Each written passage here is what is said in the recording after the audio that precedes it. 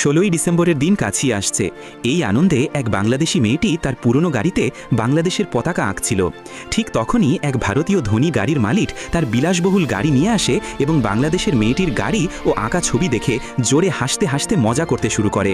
এটা দেখে বাংলাদেশের মেয়েটির ভীষণ রাগ হয়।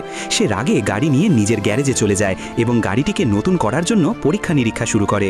সে গাড়ির ইঞ্জিন পরিবর্তন করে রেসিং কারের ইঞ্জিন বসায়, গাড়িতে ওয়েল্ডিং করে, তারপর সেটিতে বাংলাদেশের পতাকা আঁকে। কয়েকদিনের মধ্যেই তার গাড়িটি একদম নতুন রূপে তৈরি হয়ে যায়। এরপর বাংলাদেশের মেয়েটি ভারতীয় মেয়েটিকে রেসের চ্যালেঞ্জ দেয়। রেস শুরু হয়, কখনো বাংলাদেশের গাড়ি এগিয়ে যায়, আবার কখনো ভারতের গাড়ি। দর্শকেরা চিৎকার করছে। ভারতের দর্শকেরা বলছে আমাদের গাড়ি জিতবে, আর বাংলাদেশিরা বলছে আমাদের গাড়ি চ্যাম্পিয়ন হবে। শেষে দুই গাড়ি একসঙ্গে ফিনিশিং লাইনে পৌঁছে যায়, ফলে রেসটি টাই হয়ে যায়। এখন সিদ্ধান্ত তোমাদের। যারা ভারতের গাড়িকে জিততে দেখতে চাও তারা কমেন্ট করো, আর যারা বাংলাদেশের গাড়িকে জিততে দেখতে চাও তারা